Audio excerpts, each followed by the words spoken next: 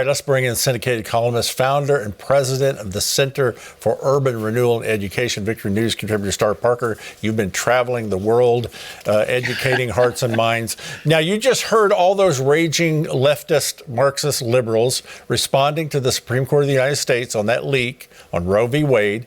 I think, well, maybe before we begin, let's remind them of what President Ronald Reagan said on the issue. And I quote him, "I've noticed that everyone who is for abortion has already been born."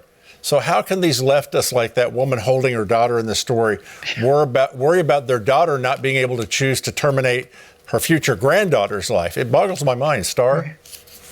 Well, it should boggle our minds. But in fact, all of the labels we're putting on them now, I'm narrowing it down to what King Solomon told us in Proverbs. They're scoffers. They scoff at truth. And Kirk Cameron has it right. Let's get our children out of these cesspools, these pagan environments, and start training them up in the way that they should go. Because you've got to be kidding. Here you're holding a baby and you're insisting that at the end of the world, you need to leave the country because you cannot kill babies. You know, every time I look into my granddaughter's face, she's 10 years old now, and I think about her mom, and I think about all that preceded her mom. It wasn't until the fourth time after I went into one of their so-called safe, legal, rare abortion clinics that I had a gut instinct way down deep inside that there's got to be something about killing your offspring. There's got to be something wrong with this. And after my Christian conversion, I changed my life, and I now have grandchildren, and one is a girl, 10 years old. You know, we can talk about all of these issues, and they can be across the street right now, just running their mouths, almost leading to the same kind of insurrection they keep complaining about that happened January 6th. But at the end of the day, abortion is a crime against humanity. And now, if this draft is true, then we will be able to have a discussion in our states very close to the problem to let women know that there's nothing wrong with being called a mom, to let them know that there are people that are there to help them walk through, even if the pregnancy was unintended. But what we've been doing in our country for the last 50 years is unacceptable, and it's coming to an end. Star, I could not agree with you more.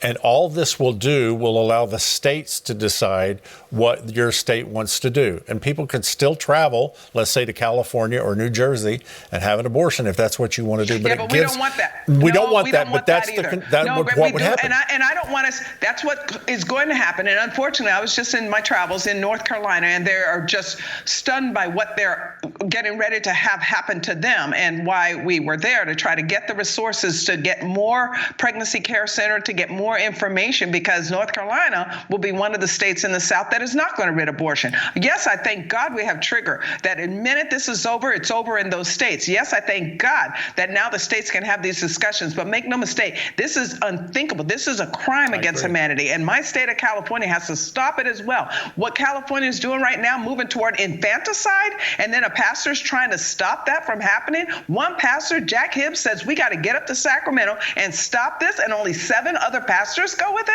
Thousands of people. Thank God he has major influence with thousands of individual people, but it's unacceptable. But I know the point that you're going to make, Greg, and I appreciate that they're at least sending it back to the states. But we're not going to settle for that. Those left-wingers are right. We're not going to settle for that. We're not going to allow them to continue to convince women that their children are worthless and meaningless. They are contributors. They're God's creation, and although the circumstances might not have been ideal for what created that pregnancy, God did it ultimately. There's only 3 days a month a woman can reproduce, right, can get pregnant in the first place. But God put that biological clock in there, and if you're pregnant, he wants you to be called mom, and there's nothing wrong with that. There's nothing wrong with that. Let me ask you this real quick. Got under a minute here. The left, the minute this came out, they had protesters on the street. You just referenced pastors trying to come together, and it was difficult to get them to come together. How do we fix that? I don't know. How do we fix them closing down their churches?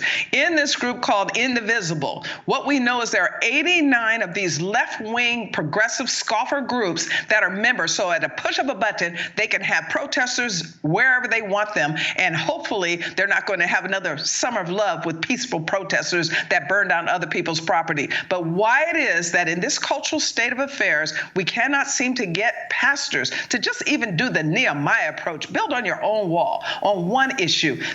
We're talking life, meaning Jeremiah, God himself was birthed in a womb. We don't want abortion amidst us. So why it is that we can leave it in some states and even allow for discussions of infanticide, and yet pastors still cannot figure out how to push against this darkness together is beyond me. And I've been looking through scriptures to see why, and I haven't found that one yet, Greg. Okay.